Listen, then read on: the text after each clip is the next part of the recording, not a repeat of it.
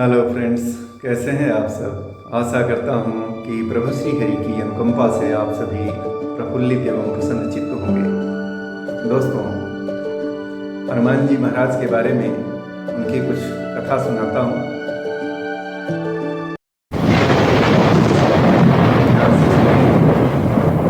यत्र यत्र रघुनाथ कीर्तनम, जहाँ जहाँ भगवान रघुनाथ श्री रामचंद्र जी का कीर्तन होता है, तत्र तत्र कृत मस्तकांजलि, वहाँ वहाँ मैं मस्तक झुकाते हुए अंजलि प्रदान करता हूँ।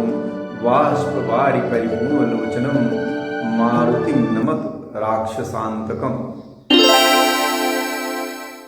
प्रवनौ पवन कुमार खलबन पावक ज्ञान घन, जासु हृदय आगार बसहि राम सरचाउधर। भगवान शंकर के अंश से वायु के द्वारा कपिराज केसरी की पत्नी अंजना से हनुमान जी का प्रादुर्भाव हुआ था। Amazing! मर्यादा पुरुषोत्तम श्री रामचंद्र जी की सेवा शंकर जी अपने रूप से तो कर नहीं सकते थे, अतएव उन्होंने 11वें रुद्र के रूप में मर्यादा पुरुषोत्तम की सेवा के लिए वानर रूप में अवतरित हुए। जन्म के कुछ ही समय पश्चात महावीर हनुमान जी ने उगते हुए सूर्य को कोई लाल लाल फल समझा और उसे निगलने के लिए आकाश की ओर दौड़ पड़े। उस दिन सूर्य ग्रहण का दिन था और राहु ने देखा कि कोई दूसरा ही सूर्य को पकड़ने आ रहा है। तब वह उस आने वाले को पकड़ने के लिए चला, किंतु जब वायुपुत्र उसकी ओर बढ़े तब वह डर कर भागा। राहु ने इंद्र को पुकारा और इंद्र जो है ऐरावत पर चढ़कर चल दिए और इंद्र को आते देख पवन कुमार ने ऐरावत को कोई बड़ा सा सफेद फल समझ लिया और उसी को पकड़ने के लिए लपके घबरा कर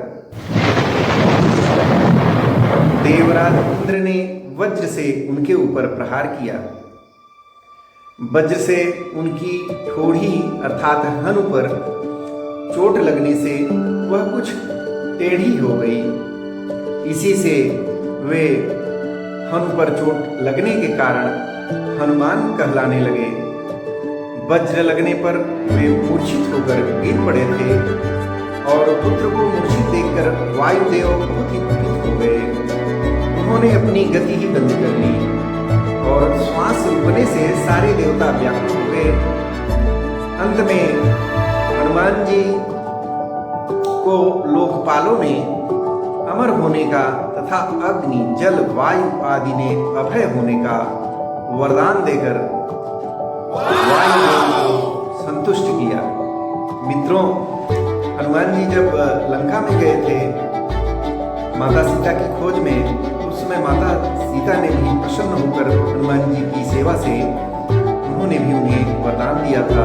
और वो लाइन को स्वामी जी ने लिखा है, अजर अमर गुण निधि सूत हो करहि सदा, रघुनायक छो करहि सदा। जो इस प्रकार से भगवान का भजन करता है वह मुक्ति पद का स्वतत्वाधिकारी अर्थात स्वतः ही भगवान के मुक्ति पद को प्राप्त कर जाता है। श्री हनुमान जी तो जन्म से ही माया के बंधनों से सर्वथा मुक्त थे। वे तो अहरनिश अपने स्वामी श्री रामचंद्र जी के चिंतन में लगे रहते थे। अंत में श्री राम अपने छोटे भाई लक्ष्मण के साथ रावण के द्वारा सीता जी के चुरा लिए जाने पर उन्हें ढूंढते हुए ऋषिमुख पर्वत के पास पहुंचे।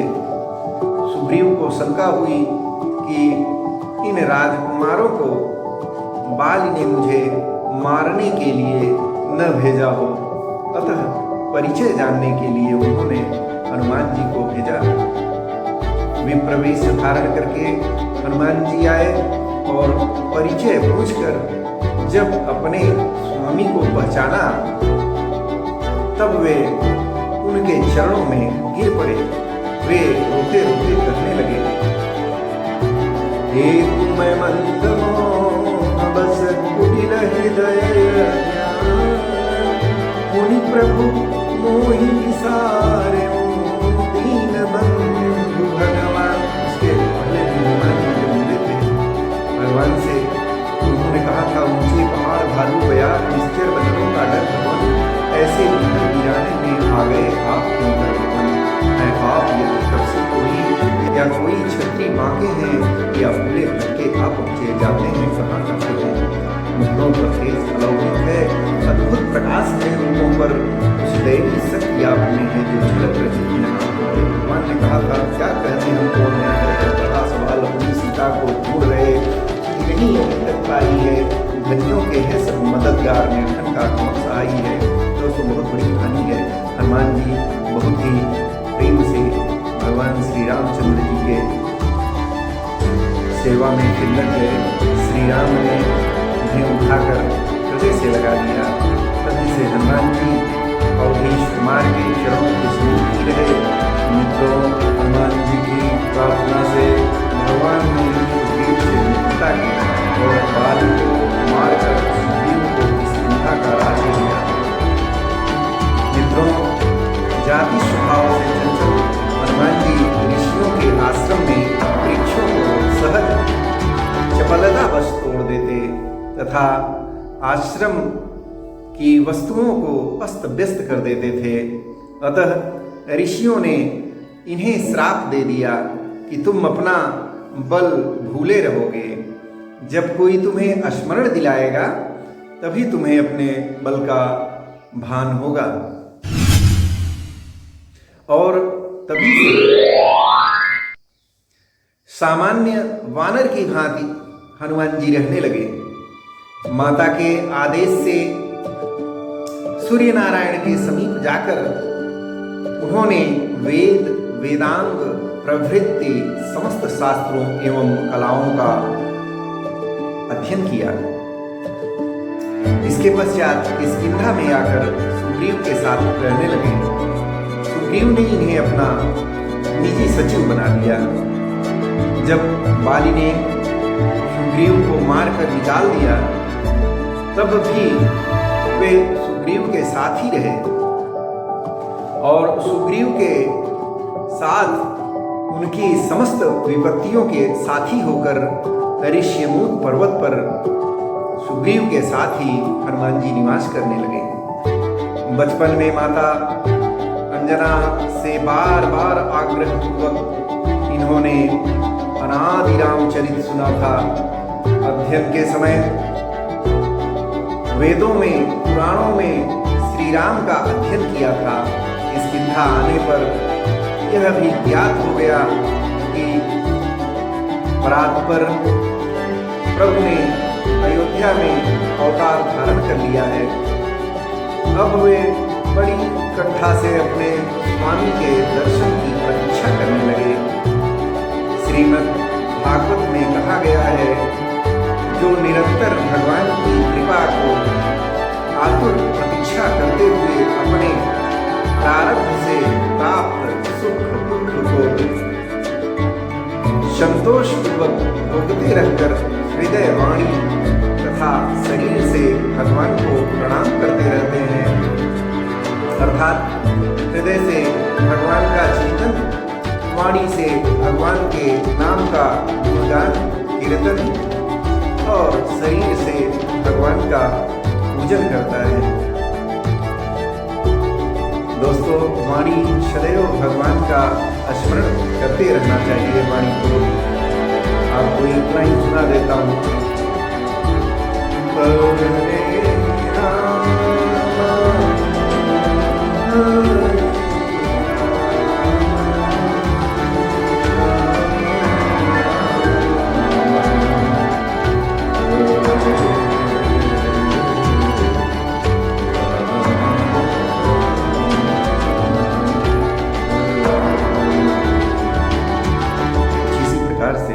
भगवान के स्वरूप को समय मिले हमको गुनगुनाते रहना चाहिए। तो इस प्रकार से हृदय और वाणी से जब भगवान का चिंतन हम आप करेंगे तो भगवान अवश्य ही हमें कृपा दृष्टि प्रदान करेंगे। तो हनुमान जी भी अपने वाणी से भगवान के नाम का गुणगान कीर्तन और शरीर से भगवान का पूजन करना प्रारंभ कर दिए थे। उनमें सुग्रीव को प्रवृत्त होते देख हनुमान जी ने ही उन्हें सीता अन्वेषण के लिए सावधान किया। वे पवन कुमार ही वानरों को एकत्र कर लाए। श्री राम जी ने उनको ही अपनी भूमिका दी। मित्रों, 100 योजन समुद्र लांघने का प्रश्न आने पर जब जामवंत जी ने हनुमान जी को उनके बल का स्मरण दिलाकर कहा कि आपका तो अवतार ही राम कार्य संपन्न करने के लिए हुआ है, तब अपनी शक्ति का बोध कर केसरी किशोर उठ खड़े हुए। उनके बल और बुद्धि ज्ञान प्राप्त करने के लिए देवताओं के द्वारा भेजी हुई नाग माता सुरसा को संतुष्ट करके समुद्र में छिपी राक्षसी सिंहिका को मारकर हनुमान जी लंका पहुंचे। द्वार रक्षिका लंकिनी को एक धनुषे से सीधा करके छोटा सा स्वरूप धारण कर वे लंका में रात्रि काल में प्रविष्ट हुए। विभीषण जी से पता पाकर अशोक वाटिका में जानकी जी के दर्शन किए। उनको आश्वासन देकर अशोक वन को उजाड़ डाला। रावण के भेजे राक्षसों तथा रावण पुत्र अक्षय कुमार को मार दिया। उन्होंने ब्रह्मास्त्र में बांधकर राजसभा में ले गया। वहाँ रावण को भी हनुमान जी ने अभिमान छोड़कर भगवान की शरण लेने की शिक्षा दी। राक्षस राज की आज्ञा से इनकी पूंछ में आग लगा दी गई। इन्होंने उसी अग्नि से सारी लंका सीता जी से चिन्ह स्वरूप चूड़ामणि लेकर भगवान के समीप लौटे। समाचार पाकर श्री राम ने युद्ध के लिए प्रस्थान किया। समुद्र पर सेतु बंधा, संग्राम हुआ और अंत में रावण अपने समस्त अनुचर बंधु बांधवों के सहित मारा गया। युद्ध में श्री हनुमान जी का पराक्रम, उनका शौर्य, उनकी वीरता सर्वोपरि। वानरी सेना के संकट के समय वे सदा सहायक रहे। राक्षस उनकी हुंकार से भी भागते थे।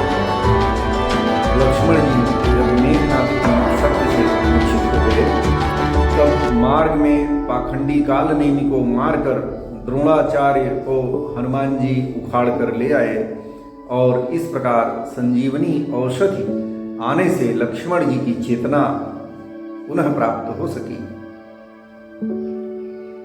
मायावी यही रावण जब माया करके राम लक्ष्मण को युद्ध भूमि से चुरा ले गया, तब पाताल जाकर अहिरावण को मारकर हनुमान जी, श्री रामचंद्र जी और छोटे भाई लक्ष्मण जी के सहित उन्हें पुनः ले आए। मित्रों, रावण के वध का समाचार सीता जी तक पहुंचाने का श्रेय भी हनुमान जी को प्राप्त है। और जब श्री रामचंद्र जी लक्ष्मण आदि के सहित अयोध्या में लौट रहे थे और श्री रामचंद्र जी लौट रहे हैं, यह आनंददायक समाचार भरत जी को देने का गौरव भी प्रभु ने अपने प्रिय सेवक हनुमान जी को ही दिया। हनुमान जी विद्या, बुद्धि, ज्ञान तथा पराक्रम की मूर्ति हैं। गोस्वामी जी ने लिखा है, अतुलित बलिधामं हिमशैलाभदेहं धनुजवन कृशानं ज्ञानिनाम अग्रगण्यं। दोस्तों, किंतु इतना सब कुछ होने पर भी अभिमान उन्हें छू तक नहीं सका। जब वे लंका जलाकर अकेले ही रावण के मान का मर्दन करके प्रभु के पास लौटे और प्रभु ने पूछा कि त्रिभुवन विजयी रावण की लंका को तुम कैसे जला सके? उन्होंने उत्तर दिया, अरे साखा मृग गई बड़ी मनुसाई साखा तेसा परदाई ना किसी हाथ कटुरदारा विष जगन बधी विपिन उदारा सो सब तब प्रताप रघुराई नाथन कछु मोरी प्रभुताई नाथन कछु। उन्होंने कहा कि हे प्रभु, मैं तो बंदर हूँ, एक शाखा से दूसरी शाखा पर छलांग से लगाना जानता हूँ। मैं कुछ नहीं जानता है, तो आपकी प्रभुताई है जिससे ऐसा हो गया। मित्रों, हनुमान जी आजन्म नैष्ठिक ब्रह्मचारी हैं, व्याकरण के महान पंडित, वैदज्ञ ज्ञानी शिरोमणि हैं, बड़े विचारशील बुद्धि तथा अतुल पराक्रमी हैं।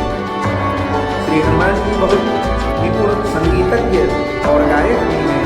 एक बार देवर्षि दानवों के एक महान सम्मेलन में जलाशय के तट पर भगवान शंकर तथा देवर्षि नारद जी इत्यादि गा रहे थे। अन्यान्य देव ऋषि दानव भी योग दे रहे थे। इतने में ही हनुमान जी ने मधुर स्वर से ऐसा सुंदर गान आरंभ किया कि जिसे सुनकर उन सब के मुख ग्लान हो गए। जो बड़े उत्साही गा बजा रहे थे वे सभी अपना अपना गान छोड़कर मोहित हो गए तथा चुप होकर सुनने लगे। उस समय केवल हनुमान जी ही गा रहे थे। मित्रों, जब तक पृथ्वी पर श्री रामचंद्र जी की कथा रहेगी, तब तक पृथ्वी पर रहने का वरदान उन्होंने स्वयं प्रभु से मांग लिया है। श्री रामचंद्र जी के अश्वमेध यज्ञ में अश्व की रक्षा करते समय जब अनेक महासंग्राम हुए, तब उनमें हनुमान जी का पराक्रम ही सर्वत्र विजयी हुआ। महाभारत में भी केशरी कुमार का चरित्र है। वे अर्जुन के रथ की ध्वजा पर बैठे रहते थे। उनके बैठे रहने से अर्जुन के रथ को कोई पीछे नहीं कर सकता था। कई अवसरों पर उन्होंने अर्जुन की रक्षा की। एक बार भीम, अर्जुन और गरुड़ जी को अपने अभिमान से भी उन्होंने बचाया था। कहते हैं कि हनुमान जी ने अपने वज्रनख से पर्वत की शिलाओं पर एक रामचरित काव्य लिखा था। उसे देखकर महर्षि वाल्मीकि जी को अत्यंत दुख हुआ कि यदि यह काव्य लोक में प्रचलित हुआ तो मेरे आदि काव्य का समादर न होगा। ऋषि को संतुष्ट करने के लिए हनुमान जी ने उन समस्त शिलाओं को समुद्र में डाल दिया। सच्चे भक्तों में यश, मान, बड़ाई इत्यादि की इच्छा का लेस मात्र भी बोध नहीं रहता है। वह तो अपने प्रभु का पावन यश लोक में गाता रहता है। श्री राम कथा श्रवण, राम नाम कीर्तन के हनुमान जी अनन्य प्रेमी हैं। जहाँ भी श्री राम का नाम का कीर्तन व राम कथा होती है, वहाँ वे मुक्त रूप से आरंभ में ही जुट जाते हैं।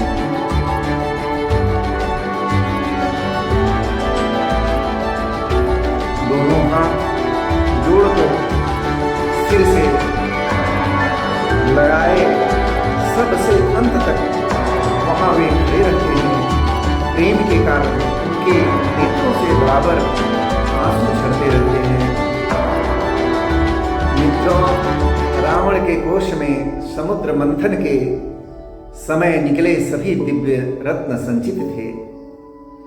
उसके वध के बाद जब विभीषण जी का राज्याभिषेक हुआ तो उन्होंने उन दिव्य रत्नों की एक माला बनाई और कृतज्ञता ज्ञापन करते हुए उसे श्री रामचंद्र जी प्रभु के चरणों में अत्यंत भक्तिपूर्वक निवेदित किया। उन दिव्य रत्नमाला के लिए समस्त वानर भालुओं का मन लालायित हो गया। वहां श्री हनुमान जी भी थे, परंतु उनका मन तो अपने आराध्य देव श्री प्रभु के रूप सुधा का पान करने में ही मग्न था। यह देखकर प्रभु ने वह माला श्री हनुमान जी के गले में डाल दी। हनुमान जी ने उस माला को उलट उलट कर देखा, फिर उसके एक एक रत्न को निकालकर अपने वज्र के समान दांतों से तोड़ तोड़ कर देखने लगे। उन्हें ऐसा करते देख विभीषण जी ने पूछा, हनुमान जी, आप इन अमूल्य रत्नों को क्यों नष्ट कर रहे हैं? हनुमान जी ने अपने भाव से उत्तर दिया, इन रत्नों में श्री राम का नाम अंकित नहीं है, इसलिए ये मेरे लिए मूल्यहीन है। इस पर विभीषण जी ने कहा, आपके शरीर पर भी तो कहीं राम नाम अंकित नहीं है, फिर इसे आप क्यों धारण किए हैं? इस पर हनुमान जी ने अपना हृदय चीर कर दिखलाया तो उनके अंत स्थलों में विराजमान श्री राम सीता के दर्शन सबको हुए। दोस्तों, ज़्यादा न करते हुए आपको एक लाइन कहूँगा, जिसे गोस्वामी जी ने लिखा है, हरि अनंत हरि कथायन